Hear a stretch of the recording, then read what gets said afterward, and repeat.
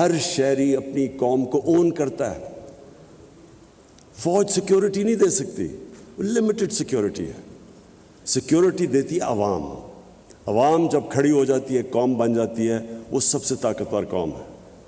چھوٹا سا Cuba, sanctions کتنی لگیں, وہ کیسے سروائیو کر گیا؟ کیونکہ جو حکومت تھی, دنیا کی بہترین فلاحی ریاست انہوں نے بنائی. ہر انسان کے لیے انہوں نے ایک ریاست نے سٹیک دے دیا کہ یہ آپ کی ریاست ہے. اور جب انہوں نے ویلفیئر سٹیٹ بنائی, کچھ بھی نہیں تھا, کچھ بھی نہیں ہے ان کے پاس, کمپیئر کریں پاکستان سے, لیکن وہ کھڑے ہو گئے. تو ہمارا جو پاکستان کا سب سے بڑا انسیکیورٹی کا اب تک جس وجہ سے ہم انسیکیور ہیں, جو وجہ ہے, وہ ہماری ان ایکول ڈیولپمنٹ ہے. ہمارے امیر غریب کے اندر فاصلے بڑھتے رہے. ہمارے ملک کے اندر ایک چھوٹا سا ایلیٹ نے کیپچر کر لیا ملک کی ریسورسز, اور ایلیٹ نے دوسروں کو کمپٹیشن کو آنے نہیں دیا. جو اصل انٹرپرینرز تھا ان کو اوپر نہیں آنے دیا. اس نے ساری ریسورسز, اور اس سے زیادہ ظلم کا نظام کیا ہوگا کہ چھوٹے سے ایلیٹ نے ایک انگلش میڈیم سسٹم لے آیا ایجوکیشن کا, اور ایجوکیشن سسٹم کے ذریعے لوگوں کو نیچے کر دیا.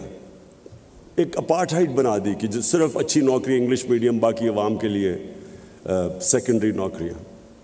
تو سارا جو ہمارا سسٹم تھا ایجوکیشن کا, ہیلتھ سسٹم, وہ آہستہ آہستہ گورنمنٹ ہاسپٹل ڈیجنریٹ کر گئے. صرف پرائیویٹ ہاسپٹل میں لوگ جا کے اچھا علاج کروا سکتے تھے یا ملک سے باہر جاتے. اور وہی جسٹس سسٹم کے اندر بیچارہ غریب جب طاقتور کے سامنے آتا تھا اس کو جسٹس نہیں ملتا تھا, بے روزگار ہوتا تھا, اس کو کوئی اسٹیٹ کوشش نہیں کرتی تھی اس کی مدد کرنے کے لیے.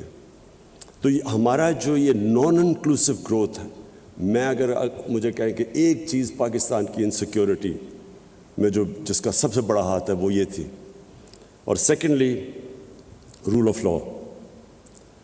کوئی بھی دنیا میں معاشرہ اگر سمجھتے ہم کہ وہ ترقی کر جائے گا, وہ اپنے پوٹینشیل پہ پہنچ جائے گا, وہ رول آف لا کے بغیر نہیں پہنچ سکتا. اور رول آف لا بڑا سمپل ہے کہ جو معاشرہ طاقتور مجرموں کو قانون کے نیچے نہیں لا سکتا, وہ معاشرہ کامیاب نہیں ہو سکتا. اور یہ جو دو سب سے امپورٹنٹ چیزیں تھیں, یہ ریاست مدینہ میں اور بڑے انہوں نے زبردست پرنسپلز لے کیے تھے, لیکن اس کی فنڈامنٹل جو بیسس تھا وہ نمبر 1 تھا ویلفیئر اسٹیٹ, نمبر 2 تھا رول آف لا. کیونکہ رول آف لا بھی لوگوں کو اسٹیٹ کے ساتھ جوڑ دیتا ہے. ایک اسٹیٹ جو مجھے انصاف دیتی ہے, میں اس کا حصہ بننا چاہتا ہوں, جس کے اندر میرے رائٹس پروٹیکٹڈ ہیں, میری جان اور مال کی حفاظت ہے, میں کمزور سے کمزور ہوں لیکن اسٹیٹ مجھے پروٹیکٹ کرتی ہے, میں اس اسٹیٹ کا حصہ بننا چاہتا ہوں. تو اگر آپ یہ دیکھیں ہندوستان کی تاریخ, تو اوپر سے کانکررز آتے تھے نارتھ سے,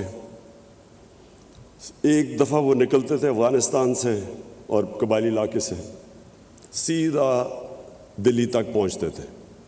ریزسٹنس کوئی نہیں ہوتی تھی, ہونے نہ ہونے کے برابر تھی. کیوں نہیں لوگ ریزسٹ کرتے تھے؟ کیونکہ لوگوں کا سٹیک ہی نہیں تھا سسٹم میں. فیوڈل سسٹم تھا, اوپر جو بیٹھا ہوا تھا اس کو کوئی جو وہ چاہے کر سکتا تھا, نچلے والوں کے رائٹس ہی کوئی نہیں تھے. تو جو اوپر بیٹھا ہوتا تھا وہ اگر ریپلیس کر دے تو ان کو فرق نہیں پڑتا تھا, دوسرا جو مرضی آ کے اوپر بیٹھ جائے. سو جو نیچے لوگ تھے, جب آپ ان کا سٹیک ہی نہیں تھا تو وہ سارے کوئی ریزسٹ نہیں کرتا تھا. افغانستان اور قبائلی علاقہ دیکھ لیں, ان کا بڑا ایگیلیٹیرین سسٹم تھا, ان کا رول آف لا بھی وہاں تھا, جو ان کا جرگہ سسٹم تھا, جوری سسٹم تھا, اور وہی جرگہ سسٹم ایک ڈیموکریٹک سسٹم تھا, ایک مشاورت تھی, کوئی اکیلا آدمی فیصلہ نہیں کرتا تھا. تو وہ لوگ اپنی آزادی کے لیے لڑتے تھے. یہ جو سارا قبائلی علاقہ انگریز کے ساتھ 80 سال لڑتا رہا. افغانستان ہے آپ کے سامنے, جو باہر سے آیا اسے ریزسٹ کیا, کیونکہ وہ لوگ آزاد لوگ ہی آزادی کے لیے لڑتے ہیں. جب آپ لوگ آزاد ہی نہیں ہیں تو وہ کون لڑے گا؟ تو یہ جو رول آف لا ہے, یہ صرف یہی نہیں کہ لوگ اون کرتے ہیں اس سوسائٹی کو, بٹ وہ پراسپر بھی وہ کرتا ہے معاشرہ.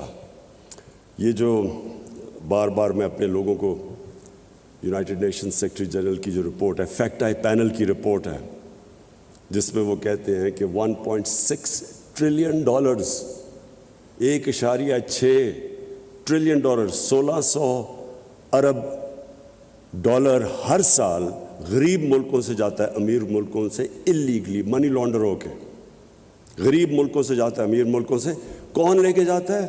ताकतवर जो करप्ट लोग हैं गरीब मुल्क के, जो रूलिंग एलिट्स हैं, वो चोरी करके अपने मुल्क का पैसा वेस्टर्न कैपिटल्स और ऑफशोर अकाउंट्स में ले जाते हैं। सब्सक्राइब करें और बेल दबाएं ताकि कोई खबर रह न जाए।